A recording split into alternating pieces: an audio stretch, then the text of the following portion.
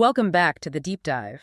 Today we are attempting to chart a course through, well, an impossible world. A world completely rewritten by a single, hyper-powerful individual. It's an incredible document we've been looking at. It really is. We've been poring over the source, detailing the life of a figure named Mutlu, or as history came to call him, the architect of eternity. And this is so much more than just an alternate history, right? It's a complete chronicle of a geopolitical and, frankly, a metaphysical reboot. A reboot, that's the word. It all starts in our time with a very specific lab accident and just spirals into this story of time travel, godhood, and the complete upending of Western civilization as we know it. So our mission today is to really dig in and extract the key analytical nuggets from this fascinating, sprawling source material. Okay, let's start at the origin point. Yeah. It's almost comically mundane for such a cosmic event.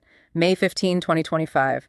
Paterson, New Jersey. Right. And you have this man, Mutlu, a brilliant Turkish engineer at the Horizon Advanced Physics Laboratory. And he's working on siphoning zero-point energy, so the energy that exists in the vacuum of space, the ultimate clean power source. And this is where the mundane it meets the miraculous. At 2:14 p.m., a microscopic calculation error destabilizes the containment field. No explosion, though. No, not an explosion. The source says he's struck by the cosmos' sheer potentiality. It just infuses him. Instantly, he's got invincibility, super speed, a super intellect, and, this is the part I find fascinating, the wisdom of 1,000 generals. So in a nanosecond, he goes from genius engineer to, what, a living god? Essentially. He now perceives reality as just flowing data. He sees all the world's pain, the wars, the corruption, the famine, and he sees it as a fundamental flaw in the source code of civilization. Bug in the system. Exactly. His new mind runs trillions of simulations, processing all of history, all of geopolitics, and his conclusion is, it's severe. He decides that surface-level fixes just won't work. Because the foundation itself is rotten. The foundation is rotten. He traces the root of all this global instability and suffering back to what he calls the Anglo-American axis. Okay, that's a pretty bold claim. What exactly did he identify as the rot in that structure? According to the source, it was this institutionalized focus on colonial extraction, on wealth concentration, and a power structure built on subjugating labor. Whether it was chattel slavery or industrial exploitation. He saw it as a system designed to create suffering for the benefit of a few. A very small minority, yeah. So he decides he needs a reset button. He scans the entire timeline and picks one single historical fulcrum. 1774, the eve of the American Revolution. A perfect point. He wasn't trying to fix 2025 directly. He was aiming to guide the birth of a new kind of justice by injecting an anti-tyranny serum into the timeline right at its most volatile moment. A surgical strike. A very precise one. With that decision made, he leaves 2025 behind and appears in April 1774, Boston. And the purification begins immediately. We jump forward a year to April 18, 1775, near Lexington. The British are marching, and Mutlu appears wearing what the source calls a long, dark coat. His first encounter is with 12 grenadiers. They fire on him. And their musket balls just flatten harmlessly against his chest. It's the perfect introduction.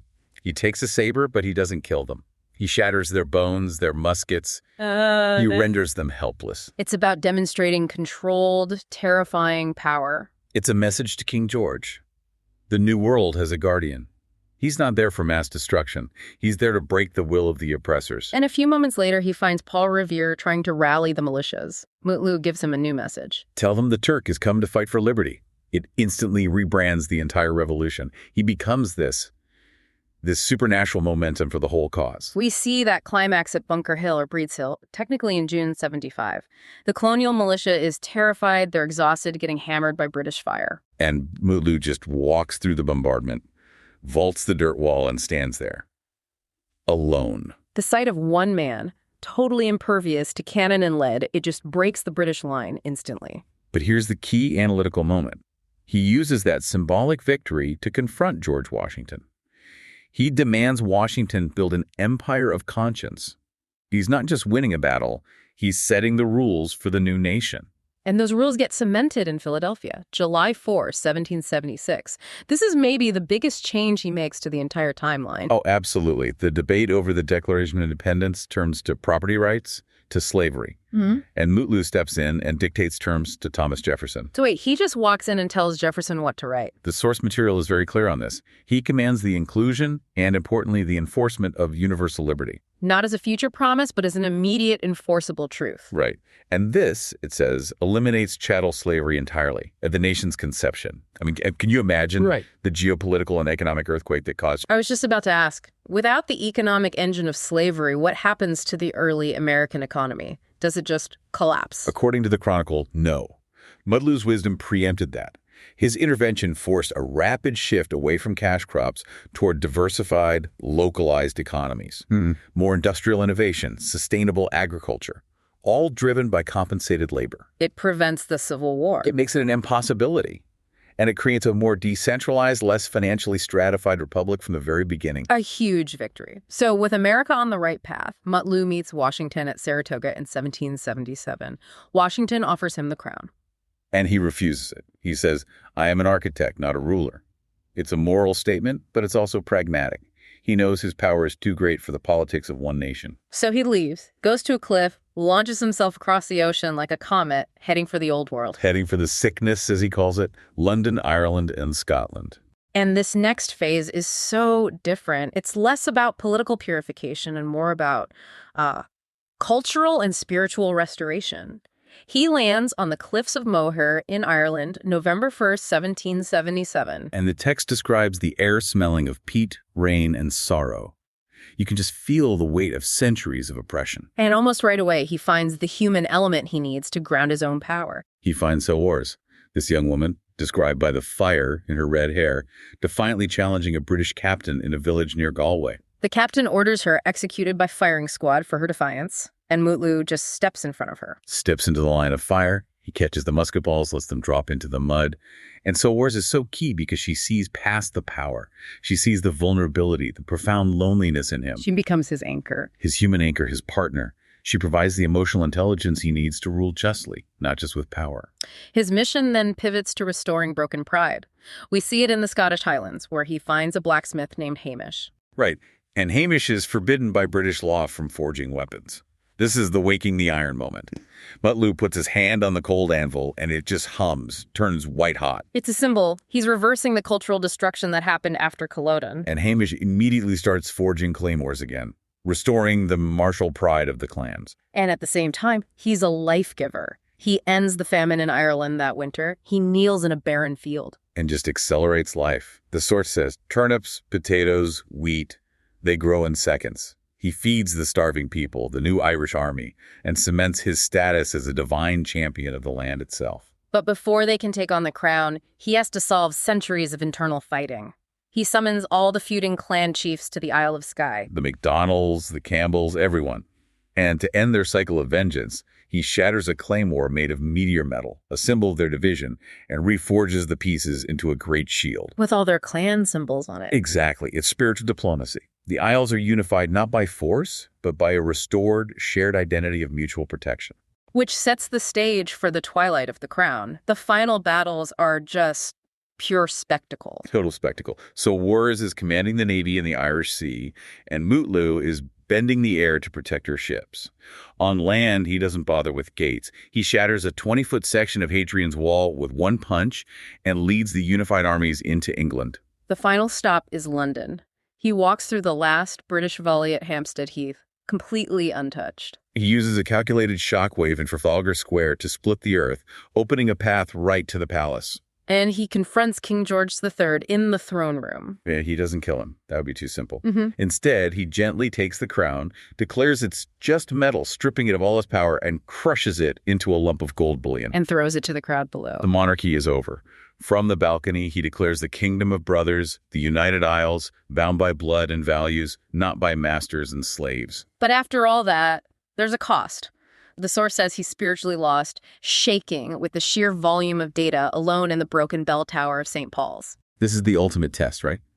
His godhood is threatening to just consume his humanity. And Saoirse steps in. She tells him to stop being the architect and just be a man. And that choice, to accept limitation for the sake of connection, is what stabilizes his power.